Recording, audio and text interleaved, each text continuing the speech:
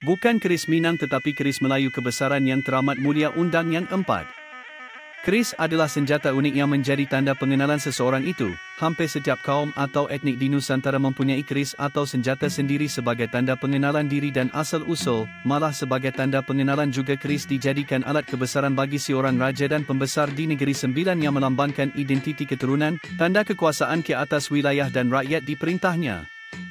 Terdapat banyak jenis keris yang mana jika kita ahli dalam perkerisan kita akan mengenal asal-usul pemakai keris itu. Bagaimanapun di Negeri Sembilan yang disebut-sebut sebahagian daripada Minangkabau situasinya berbeza.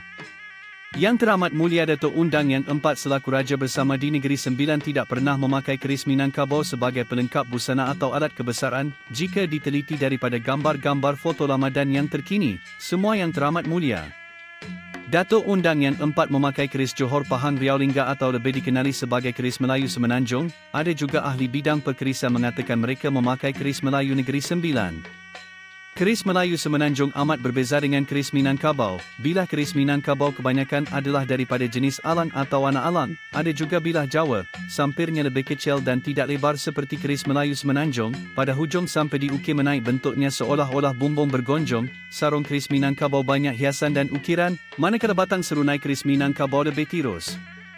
Keris Melayu Semenanjung sampirnya lebih lebar dan biasanya jenis sampai perahu jaluh. Batang serunainya lebih besar dan hiasannya ringkas serta tidak rumit. Bilahnya pula lazimnya adalah jenis bilah Tempah Melaka. Ada juga memakai bilah Bugis dan bilah Pandai Saras. Semakin ke atas keris-keris antik yang mulia dato-dato lembaga di Sungai Ujong yang berusia ratusan tahun, dapatan sama juga ditemui. Semuanya memakai keris Melayu Semenanjung dan berbilahkan jenis Tempah Melaka atau bilah Bugis. Tambahan pula, mengikut maklumat diperoleh pemain keris, keris-keris antik Minangkabau sebenarnya banyak dijumpai di sekitar Perak dan bukannya di Negeri Sembilan. Justru ia menimbulkan persoalan berhubung identiti sebenar pemerintah dan pembesar-pembesar Negeri Sembilan. Jika benar mereka berasal dari Minangkabau atau bersusul galuh dari tanah Minangkabau, tentunya keris Minangkabau dipakai sebagai pelengkap busana dan alat kebesaran, namun yang dipakai adalah keris Melayu Semenanjung.